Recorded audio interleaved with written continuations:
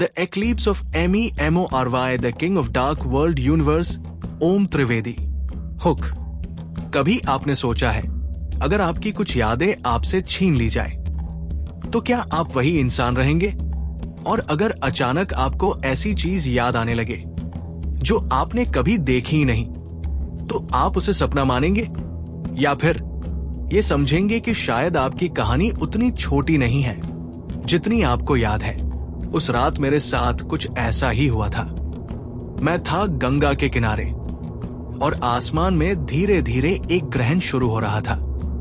मेरा नाम है ओम त्रिवेदी, लेकिन उस रात पहली बार मुझे लगा शायद मेरा नाम भी मेरी पूरी पहचान नहीं है। गंगा की सीढ़ियों पर उस रात कुछ अलग ही शांति थी। आसपास लोग बहुत कम थे। दूर कहीं मंदिर की घंटी सुनाई दे रही थी और गंगा का पानी धीरे धीरे बह रहा था। मैं बस चुपचाप बैठा आसमान को देख रहा था। चंद्रमा पर काली छाया बढ़ती जा रही थी, लेकिन जैसे जैसे ग्रहण गहरा हुआ, मुझे एक अजीब सी बेचैनी महसूस होने लगी। ऐसा लग रहा था जैसे कोई मुझे देख रहा हो। मैंने पीछे मुड़कर देखा, कोई नहीं था। फिर मैंने पानी की तरफ देखा और वहीं से सब कुछ बदल गया। गंगा में मेरा प्रतिबिंब था, लेकिन वो प्रतिबिंब मेरी तरह नहीं दिख रहा था। चेहरा मेरा था, लेकिन कपड़े अलग थे, जैसे मैं किसी दूसरे समय में खड़ा हूं। मैंने अपनी आंखें बंद की। कुछ सेकंड बाद फिर खोली। प्रतिबिंब गायब था। मैंने सोचा शायद थकान की वजह से ऐसा लगा, लेकिन तभी मेरे कानों में एक धीमी आवाज आई। तुम्हें याद है? मैंने चारों तरफ देखा, कोई नहीं था। मैंने धीरे से पूछा, क्या? कुछ पल तक बिल्कुल सन्नाटा रहा। फिर वही आवाज आई, वो सब जो तुम भूल चुके हो। उस समय मुझे पहली बार डर लगा, क्योंकि आवाज बाहर से नहीं आ रही थी, वो मेरे अंदर से आ रही थी।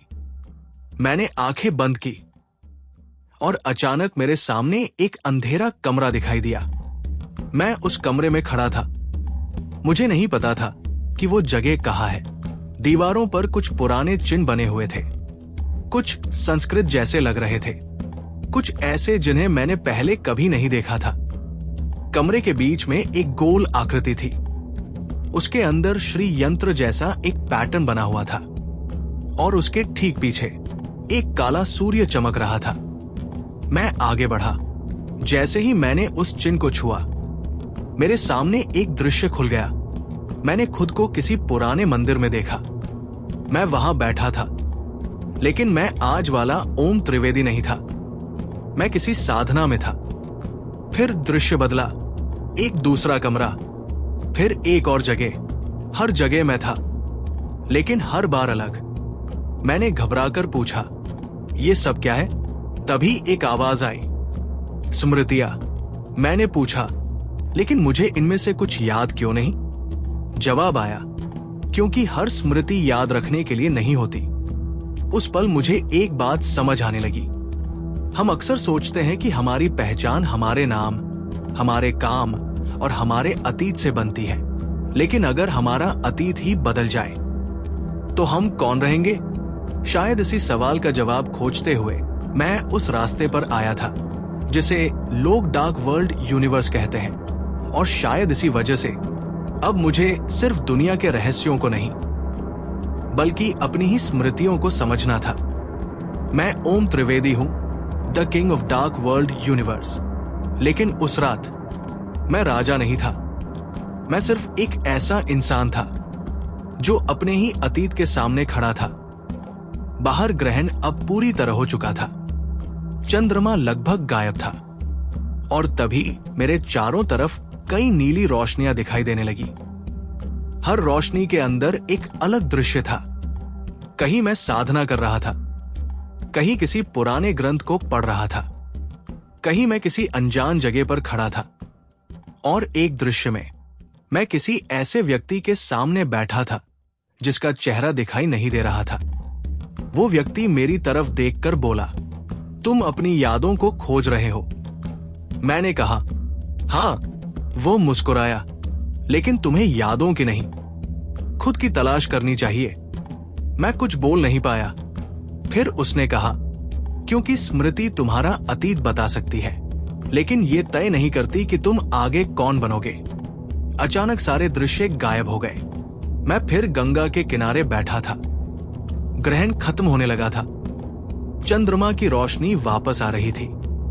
मैंने पानी में देखा। इस बार मेरा प्रतिबिंब बिल्कुल सामान्य था। कोई दूसरा चेहरा नहीं, कोई पुराना रूप नहीं, सिर्फ मैं। और उस समय मेरे अंदर एक अजीब सी शांति थी। मुझे लगा शायद कुछ यादों का खो जाना भी जरूरी होता है, क्योंकि अगर हम हमेशा अपने अतीत को पकड़े रहेंगे तो शायद अपने भविष्य के लिए जगह ही नहीं बचेगी। मैंने गंगा की तरफ देखा और धीरे से कहा, मेरी यादें मेरी कहानी का हिस्सा है, लेकिन मेरी पूरी पहचान नहीं। कुछ सेकंड तक सिर्फ गंगा की आवाज सुनाई देती रही। फिर पानी के अंदर एक आखिरी नीली चमक दिखाई दी और उसके साथ एक फुसफुसाहट आई।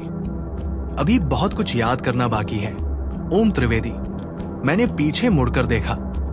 कोई नहीं था, लेकिन उस आवाज को मैं पहचान गया था, क्योंकि वो आवाज मेरी अपनी थी और शायद उस रात शुरू हुआ था मेरी स्मृतियों का असली रहस्य।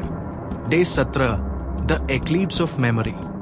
लेकिन कहानी यही खत्म नहीं होती, क्योंकि अगली रात मुझे ऐसी आवाज सुनाई देने वाली थी जो इस दुनिया की नहीं थी। Day 18, the voice between world's.